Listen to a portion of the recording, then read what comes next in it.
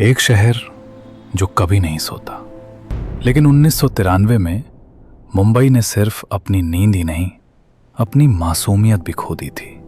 उस वक्त किसी को अंदाजा भी नहीं था कि समुद्र के रास्ते धीरे धीरे एक ऐसा जहर शहर के अंदर घुस रहा है जो कुछ ही दिनों में हजारों जिंदगियों को तबाह कर देगा। ये कहानी है सिर्फ बम धमाकों की नहीं, ये कहानी है एक गैप की, एक ऐसी खामोशी की जो दो एजेंसियों के बीच रह गई, और उसी खामोशी में छिपा था मौत का सामान। 1992 के आखिर में जब देश कम्युनल टेंशन से गुजर रहा था, मुंबई भी उस आग से अछूता नहीं था। दंगे हो चुके थे, भरोसा टूट चुका था, और इसी माहौल का फायदा उठाने की तैयारी शुरू हो चुकी थी।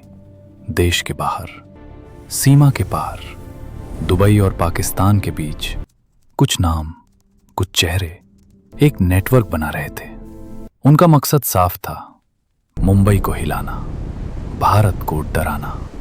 और इसके लिए चुना गया एक ऐसा हथियार जो उस वक्त भारत में लगभग अनसुना था, आरडीएक्स। आरडीएक्स यानी एक हाई ग्रेड मिलिट्री एक्सप्लोजिव जो आमतौर पर युद्ध में इस्तेमाल होता है। और अगर ये शहर के बीचों बीच फट जाए तो उसका असर सिर्फ धमाका नहीं, तबाही होता है। लेकिन सवाल यह है, इतना खतरनाक सामान भारत के अंदर आया कैसे? जनवरी 1993, महाराष्ट्र के रायगढ़ जिले के पास एक छोटा सा तटीय इलाका शेखाड़ी। रात का समय, समुद्र शांत था, और इसी सन्नाटे में कुछ नावें किनारे के करीब आ रही थीं। इन नावों में थे लकड़ी के बक्से जिनमें भरा था आरडीएक्स, AK-56 राइफल्स, ग्रेनेड्स और गोला बारूद। स्थानीय तस्करों और नेटवर्क के लोगों ने इन बक्सों को तेजी से उतारना शुरू किया।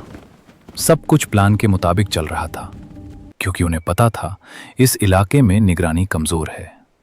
लेकिन यही वो जगह है जहां कहानी बदल सकती थी, क्योंकि कुछ दिन पहले इंटेलिजेंस ब्यूरो यानी IB को एक इनपुट मिला था, एक वैग अलर्ट, जिसमें कहा गया था कि समुद्री रास्ते से कुछ इल्लीगल कंसाइनमेंट्स भारत में आ सकते हैं।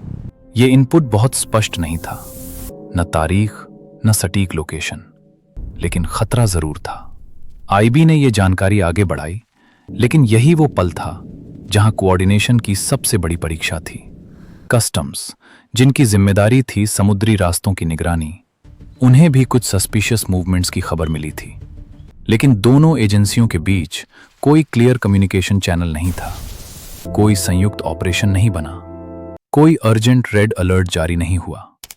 और इसी गैप में वो नावें, वो बक्से बिना किसी बड़ी रुकावट के भारत की जमीन पर उतर गए। एक तरफ इंटेलिजेंस थी, दूसरी तरफ ग्राउंड एनफोर्समेंट, लेकिन दोनों के बीच जो कड़ी होनी चाहिए थी वो गायब थी। और जब तक किसी को पूरी तस्वीर समझ आती, तब तक बहुत देर हो चुकी थी। अगले कुछ हफ्तों में वो आरडीएक्स धीरे धीरे मुंबई के अलग अलग हिस्सों में पहुंचा दिया गया। कारों में, स्कूटरों में, छुपाकर, बांटकर तैयार किया गया एक कोऑर्डिनेटेड अटैक। हर एक लोकेशन केयरफुली चुनी गई थी। Stock exchange, air India building, Zaveri बाजार, प्लाजा सिनेमा, हर जगह भीड़, हर जगह आम लोग। 12 मार्च 1993 एक आम शुक्रवार की तरह शुरू हुआ। लोग अपने काम पर जा रहे थे, बाजार खुले थे, मुंबई अपनी रफ्तार में थी। लेकिन दोपहर 1:30 बजे एक धमाका हुआ, और फिर एक के बाद एक कुल 13 धमाके। पूरा शहर हिल गया। धुआं, चीखें, भगदड़, हर तरफ सिर्फ केओस था।